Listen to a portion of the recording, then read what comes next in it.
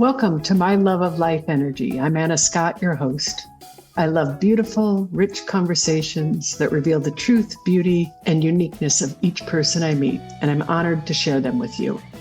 Good morning and good afternoon, and welcome to my podcast, My Love of Life Energy. And today I am blessed and fortunate to have a new author, I believe. I believe this is your first book. Is that right, Sonny? That's Sonny right, it Garg, is. Sonny Garg of Desi 2.0, which I read most of it, and now I get to interview the author. And so welcome. It's an honor. Thank you. I'm excited to be here, and thank you for having me. Yeah, what a journey you've had. And I'm curious, what made you decide to share such a vulnerable story to the world? Yeah, it's an interesting question, and it's one that I've sort of played with in my head. I think just as I've told different pieces of this story to different people over the last probably 10 years, different things have resonated with people, and it's almost gave folks permission to talk about things that we don't talk about. And I just found that to be just really rewarding and exciting. I can't remember who I read recently, but somebody had said, it's not about vulnerability, it's about courage. And sort of like showing a little bit of yourself really opens up the opportunity for other people. And so by sharing my story in different ways in different venues, that are now aggregated in this book, it brought me close to, it introduced me to a lot of new people, and it brought me closer to a lot of people. And I just felt like, boy, there's so many great conversations to be had, that I'm trying to sort of catalyze with the book. That why not put it into a book and see what happens in the world? I'm curious because I'm a lover, a deep lover of a conversation, a good conversation. And you've already said in my 5 minutes with you, conversation three times to have a good conversation. And Good. so I'm so curious, what's a great conversation to you? What makes a great conversation to you? I think a great conversation is one where we walk away just knowing each other, but even knowing ourselves a little bit better. Uh, oh my God. That was a great, that was so beautiful. Thank you. No, thanks for the question. That is, and have you always been a lover of a conversation? Probably not. I think I found for most of the time I was unwilling to share. I mean, that's part of what the book is about, is sort of being very protective against that. But since sort of finding, comfort and not being as concerned about, you know, how it would reflect on me if I shared things about myself, or if I went down certain conversations that were unknown, or complicated, that didn't have clear answers. I think I had to get comfortable with that, right? I mean, I think that, we're raised in such a way, particularly like when we think about the education system, right? Everything needs to have an answer, right? And so it's sort of living in, like, what's the answer? And by the way, if it's not the right answer, you don't get the good grade, versus like living in the discomfort and the unknowing, and just, and to a certain degree, depending on where the conversation is or who you're talking to, what Richard Rohr, theologian I love out of New Mexico, calls, liminal space, and that's that space where you're just sort of searching. And so it just took a while to get comfortable in that space. But since getting in that space, it's been really just a joy, and it's been so enriching. I love that space. And I'm curious what you're experiencing. Can you describe that space more? Because so for the listeners who are hearing this, you're a former executive, like what I would call a big damn deal in this world. And so not knowing, and for you to say that and talk about this space, it's you're called like a unicorn to me. Well, I think, well, thank you. And, I think it goes back a little bit about why I wrote the book. Um, and, the space really came about. Probably it starts, it began, the book begins where it sort of started, right? Which is, I had just been named to the executive committee of this Fortune 125 company. And I'd done all the right things that I was sort of raised to do as the good son of an immigrant from India. I'd gone to Harvard and University of Chicago, and I'd been a White House fellow and an Aspen Crown Fellow and blah, blah, blah. And we were having lunch, my buddy and I, and he was just like, very complimentary. He's like, hey, on the executive committee of a Fortune 125 company. And I said to him, I said, my life sucks. And he just turned to me and in such grace, he just said, well, what are you chasing and why? Just 6 words. And, he and I had been through a program together and we'd read about the meaning of life and the life of meaning and Aristotle and all that stuff. But those 6 words just somehow were so much more penetrating than what's your passion or purpose or blah, blah, blah. And so that's when the liminal space sort of opened up, right? I mean, to a certain degree. I mean, I went through this whole phase of, like any good executive, trying to solve it by, what I call now the happiness industrial complex, to sort of Mhm. find like, what are the 5 things I can do that make me happy? Or what can I do in the morning and take a cold shower or a cold plunge? And liminal space was really to say, hey, I'm not the operating system that I am sort of living off of isn't to be tweaked or optimized. It's just the wrong operating system. And that's why the book is Daisy 2.0, because Daisy 1.0 was sort of the old operating system. And Daisy 2.0 was to say, okay, well, what's this new operating system that I want to build? And, it required sort of going through that liminal space and that really areas of discomfort and unwinding who you think you are. I mean, so much of this is identity and unwinding your identity and trying to, for yourself, define who you want to be in the world. Mm. I love that. I love, there's something you're saying that's really profound because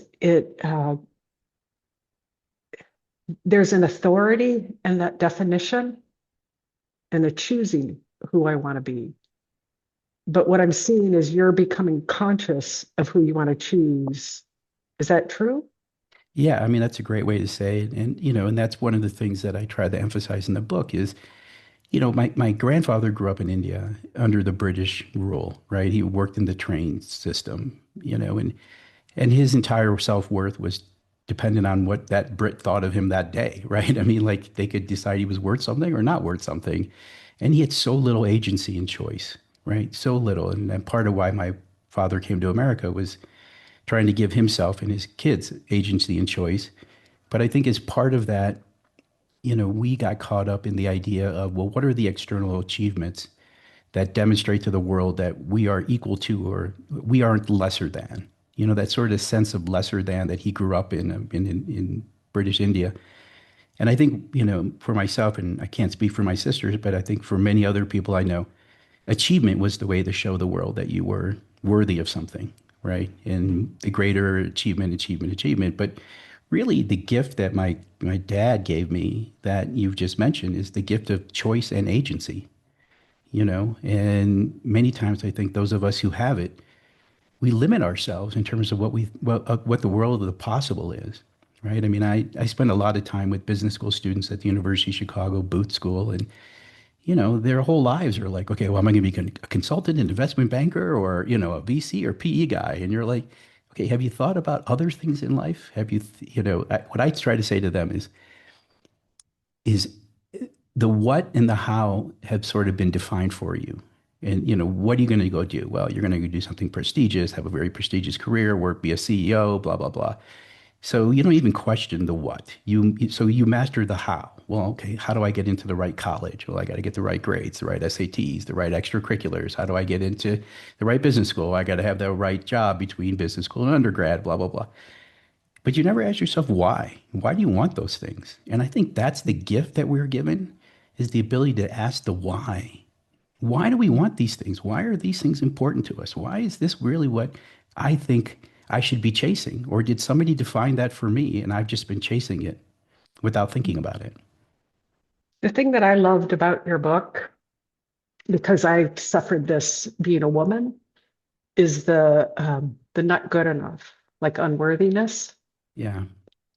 and coming from there's this mystical system. I don't know if you've ever heard of the gene keys.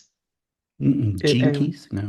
yeah, it's in the I loved your the happiness corporate world or that happiness structure. I've gone that world. I've studied in there. But they talk about human core wounds of not feeling worthy enough or unworthy, and Right. that's what we're trying to do. And there's something. what's the word that I want to say? Um, Valiant about you speaking the truth of wanting to fulfill that. There's a lot of valor in saying, this was my truth. Well, I appreciate that. Yeah, I mean, I think, going back to answering my buddy's question, what was I chasing? I was chasing a sense of feeling worthy, Mhm. and I was chasing that sense of worthiness through achievements and through external Mhm. validation and recognition and wealth and all that other stuff, right? And, one of the chapters in the book is, I eventually had a seizure and really, kind of my body sort of told myself that, hey, the way you're living is not the way that you should be living. And, it was just a shock to me to see how many people showed up just because they loved me, not because of my achievements. And so it was just sort of this sense of like, we're all worth so much more than we give ourselves credit for. And and and it sounds kind of corny sometimes, but you don't love isn't something you should have to earn. Love is something that you have, and but it's so hard. It's so hard to accept it. I don't know why you're laughing, Anna. I'm sorry, you don't know me. That's right. I forget you don't know me, Sonny. It's when I hear the truth, I laugh with delight. Like Okay, good. it moves me, the energy and the truth moves me to laughter and delight. It's this liberation energy. It's this dynamism Well, that I'm I have. glad. I'm glad that that's Yeah. how it. I'm glad, and that's a beautiful way to express it. So, Yeah, you don't know. It wasn't at you. It was with the joy of, yeah, we are love. Like I don't need to earn my love. I am this love. yeah, and if you can start there, then what you go do is so much more. I don't know. The word authentic feels inauthentic at this point because it's so overused, but it just feels so much more natural. It just feels like you are who you are in different spaces, right? Versus trying to earn that love in these different spaces. If you show up believing that in spaces, you're a different person. Well, I think the beauty is to experience it inside of me, Yeah. that love as me. And How do you then do that? How is that manifested inside of you? um, I close my eyes and I get really quiet and I start to feel the energy that's before the there, like I have the physical body, Anna. I Uh-huh. have the mental body, Anna, and the emotional. And then there's another body, the energetic body, that's before all of it. And I'll touch into that space and feel that. And like I just did it right now, and I experience it, Yeah. kind of Yeah. the It's eternal. the eternal, right? And the connective. Because Mhm, it's not just you by yourself, because it's mhm, you connected to everything around you, right? And this whole sort of construct of the acquired identity, the body, the mind, it's just that. And so to be able to sort of to recognize that periodically and to be able to then infuse that sense of connectiveness into this acquired identity it's a real gift. I mean, life changes dramatically in terms of how you experience people and how you experience the world. mhm. So It's a game changer. What's beautiful to me is that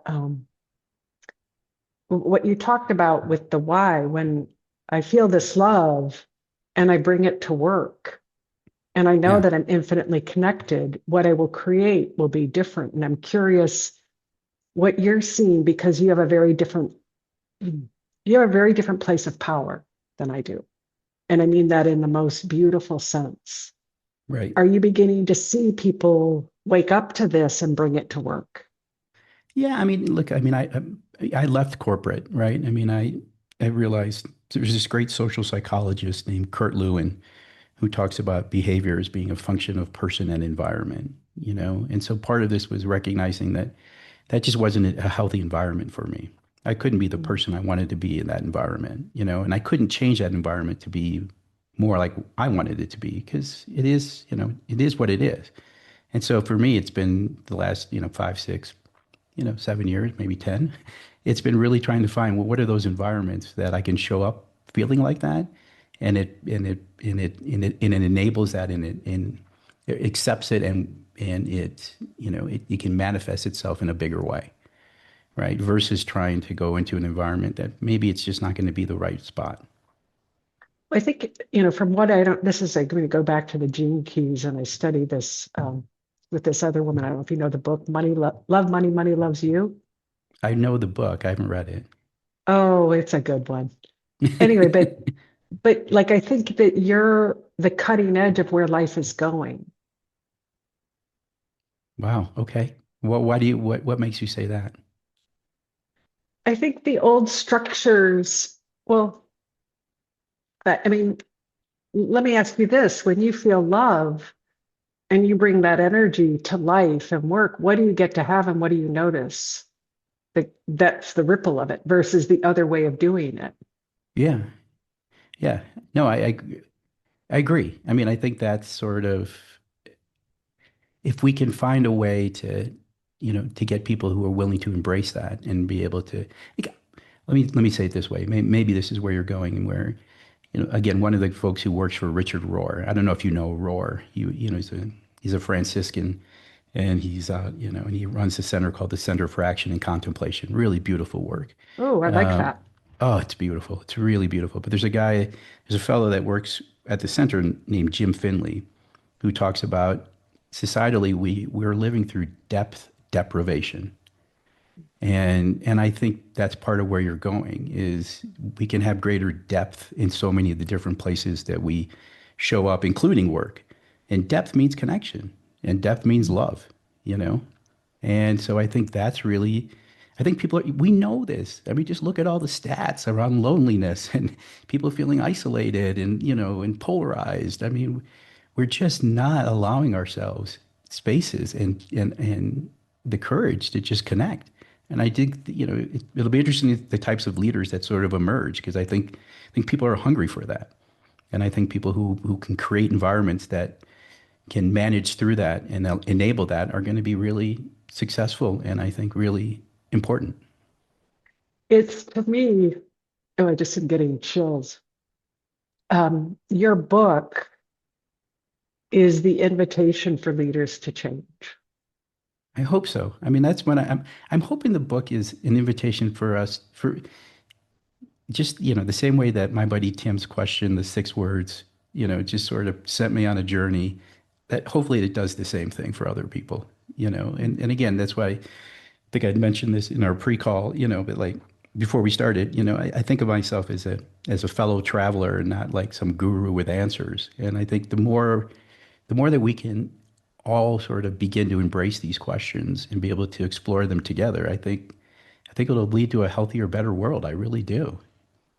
I think this is the beauty of what you're pointing to, because what I see is that it's like, for me to find my answer, you found your answer, I'm going to find mine. And I kind of did a quick YouTube of you. I confess, I stalked you for a minute. And you had this talk about innovation, and that innovation is all around when it's in through the organization. Yeah. And I think that when we connect into our energy of who we are, the truth of who we are beyond our manufactured thinking, we have this genius.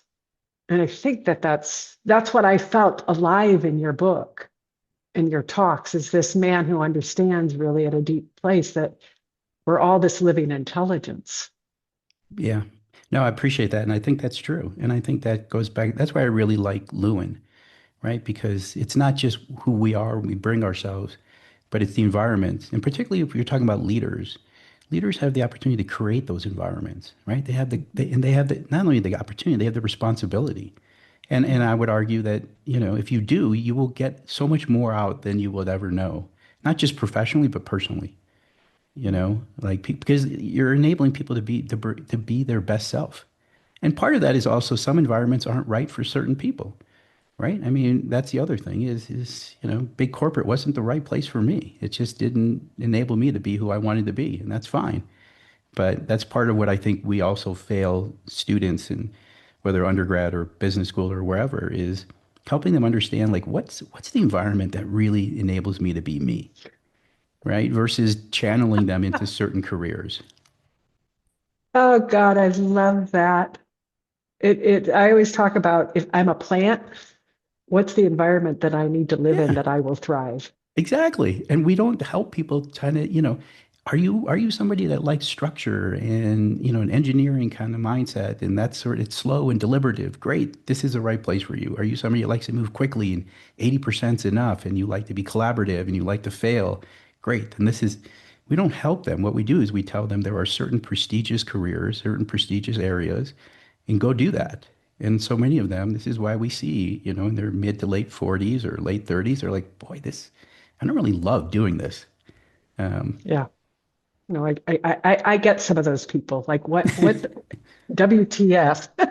yeah, yeah, because you follow you basically the way that one sort of metaphor I use in my head is we need to help people build a compass versus giving them a roadmap, right? And what's that compass that helps me navigate where I'm going to go versus telling me where I should go? Well, you talk about your book, and I thought it was beautiful about coming into the heart and Yeah, coming into your own heart yeah. I and mean, choosing love. Can you speak more to that? yeah. I mean, part of the book is sort of, I grew up in a pretty competitive and I'd say dysfunctional environment where, you didn't express emotion, right? You were supposed to live on is it the left side of the brain, right? You're supposed to live there and, and achieve, achieve, achieve, achieve. My father, if we didn't go to Harvard, he didn't want to talk to us, right? I mean, it was that kind of thing, right? And there wasn't just a lot of space for emotion. But, even since I was younger, I would connect to my emotional side in ways that I didn't really understand, Mm. and in the book, I talk a little bit about music. Music was the way as a kid, I would just listen to music and, I loved singer-songwriters like James Taylor or Carole King and and they were just and I didn't really realize what it was unlocking in me. And it took me a long time to figure out like, I love living in that side of myself, that's a beautiful place to be. And so part of that has been just a journey to be more comfortable in that space and to, and again, you use the word vulnerability, I'll use the word, the courage to just be in that world because that's a messier world than the world of the left side of the brain. And then surrounding myself with people that enable that, right? And Oh, some of wow. this has been sort of finding those relationships in those places. It's a different type of relationships that I had in the last 10 years because of trying to prioritize that versus, the other parts of myself. I have this sense that you're a very sensitive human being, like you feel things deeply. I don't know if I'm making this up or not. Yeah, I mean, I think that's probably true. I think the thing that's been a challenge for me is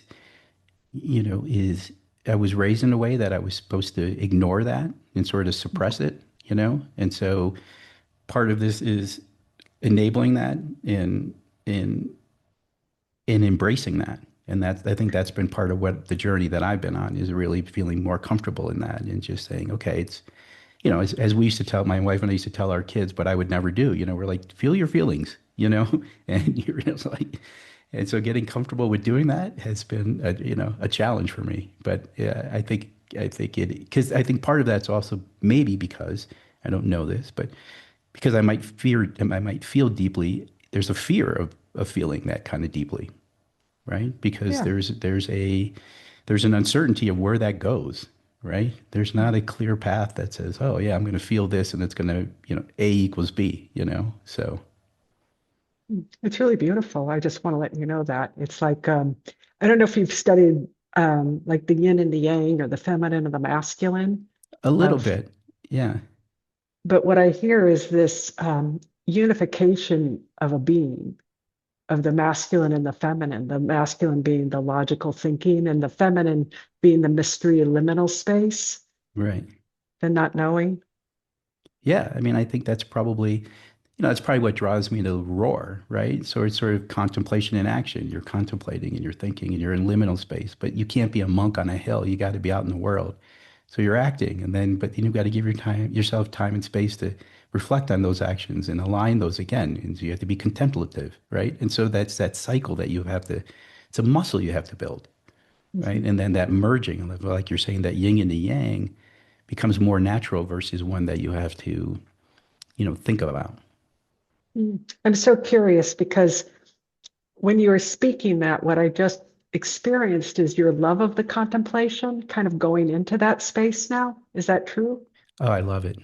Yeah, I love it. I mean, even what you were saying earlier about acquired identity and, like versus the universal, right? I mean, that's really where I've been starting to spend some time and, started just studying, you know, um, some of the Vedas and some of the Hindu text and, which there's a commonality to that and, and Jungian philosophy and all that, right? Which is this is just a construct.